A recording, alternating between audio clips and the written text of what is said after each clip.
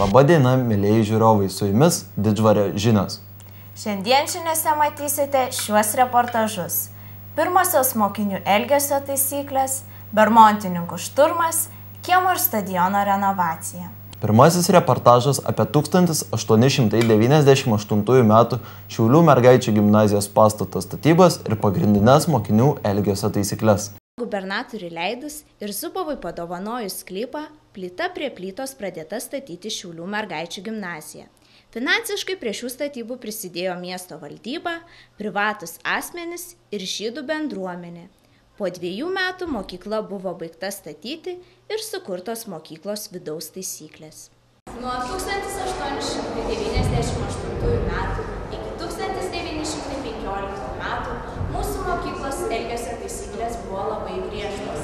Taigi šiandien paklausinėsime dabartinių moksleivių, kaip jie reaguotų, jeigu būtų atnaujintos senosios mūsų mokyklos elgesio taisyklės. Kaip reaguotum, jeigu būtų atnaujintos senosios mokinių elgesio taisyklės ir pamokų metu be viršininko leidimo negalėtum išeiti iš mokyklos pastato? Pirmiausia, reaguočiau labai neigiamai, kad nebūtų galima išeiti iš pamokų, nes visiems atsitinka nelaimės. Tai jeigu nors kokius atvejus dabar ieškoti direktorius, tai yra tiesiog beprasmiška. O dėl senųjų mokinių taisyklių, tai priklauso, kokią valdžią turėtų mokytojas tais laikais ir ar galėtų vėl suvinuoti mušti mokinius. Ačiū tau labai. Jeigu būtų atnaujintos senosios mokinių elgesio taisyklės ir pamokų metu turėtum sėdėti tiesiai, atsirėmusi nugarą į kėdės atlošą ir net negalėtum vartyti knygos. Aš manau, kad kiekvienas vaikas turi savo pasirinkimo teisę ir čia būtų jau kaip ir vaiko suvaržymas. Ir knygos nevartyti ir pasižiūrėti bent jau elementarių paveiksliukų. Čia tikrai mokinio suvaržymas ir jis turi savo laisvę ir požiūrį. Tai aš manau blogai. Ačiū tau labai. Kaip manai, kodėl mergaitėms nebuvo galima važinėti dviračiu? Net nežinau, iš tikrųjų, mano manimu, tai, kad tai buvo lygiai jų laisvės suvaržymas. Ir šiaip tais laikais, kai buvo iš tikrųjų labai daug konservatorių, kurie buvo įsitikinę tuo, kad būtent turi būti taip, ar ne kitaip, tai mano manimu, tai tiesiog įsitikinimai. Ačiū tau labai. Rima Elgesytė, Didžvario žinios. 1919 m. rugsėjo 30 d. mokyklą buvo užpuolę bermontininkai. Kaip mokytojams ir mokiniams sekėsi ginti pastatą, Adolfo Kareivūno reportaže. Ritmeisteris von Platen su keliais vokiečiais įsiveržė į gimnaziją.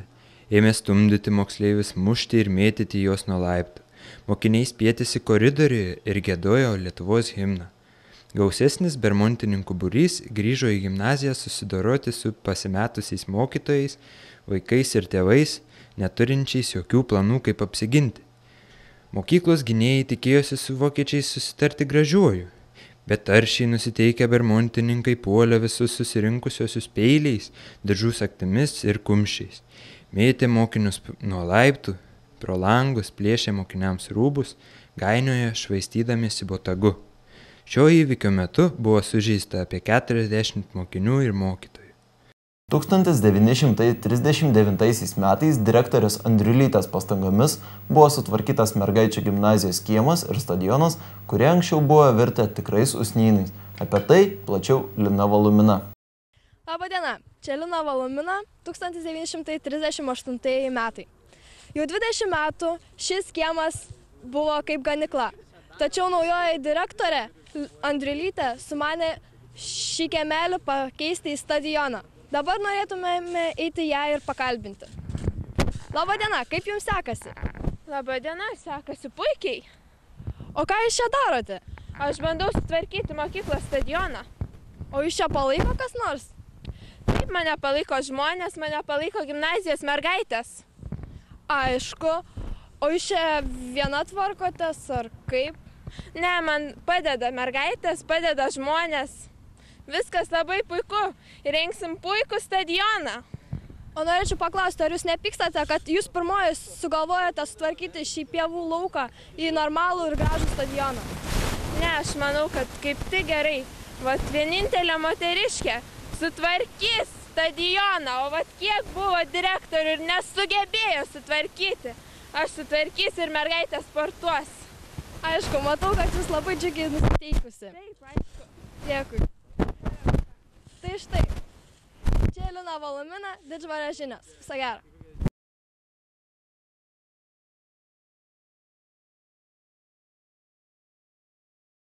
Labadiena! Jau 20 metų Šiaulių Didžvario gimnazijoje veikia vaikų ir jaunimo kolektyvas Šiltinis.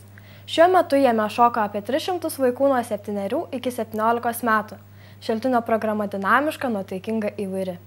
Tai patys gražiausi lietuvių liaudies šokiai, dainos ir muzika. Šiltinio šokėjai džiugina lietuviško šokio menu, tautiškumu, sceninė kultūra, liaudies meno puoselėjimu. Ansamblis daug koncertuoja ne tik savo mieste, Respublikoje, bet ir toli už jų ribų. Didžvario gimnazijos šokėjai yra nuolat kviečiami į tarptautinius festivalius, konkursus ir yra laimėję ne vieną aukštą apdovanojimą. Pasilikite ir toliau su mumis, o dabar Dovilė ir sportas, tiesiai iš Šiaulių Didžvario vidurinės mokyklos. Sveiki, su jumis ir vėl sporto naujienos. Šiandien kalbėsime apie Šiaulių Didžvario vidurinės mokyklos sportinius pasiekimus. Jau nuo senų laikų Šiaulių Didžvario vidurinės mokyklos mokiniai buvo puikūs sportininkai. Kaip ir dera tikriems lietuviams, didžvariečiai garsėjo krepšinio pasiekimais, jie atkakliai ir aršiai gynė mokyklos garbę. Nuo jų neatsiliko ir kiti sportininkai, tinklininkai, rankininkai, šachmatininkai, kurių sportas ypač nelengvas. Ačiū uždėmesi, iki kito karto.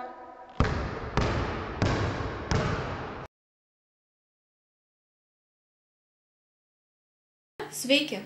Orus pradėsime nuo 1898 pavasario, kuris tuomet buvo itin šiltas ir tinkamas mokyklai statyti. Anticiklonui slenkant 1900 metais pro Mergaičių gimnazijos langus debesų nebuvo matyti. Atrodė, kad saulė taip skaisčiai švies visuomet.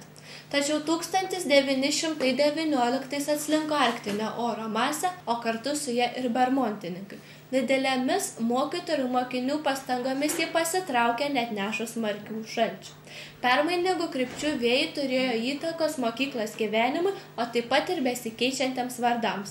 Kol 1998 įtapo Didžvario gimnazija. Atsižvelgiant į didįjį prognozuotoją Vaidą Bacį, galima sakyti, kad šių dienų orai palankus mokyklai gyvuoti ir gražėti.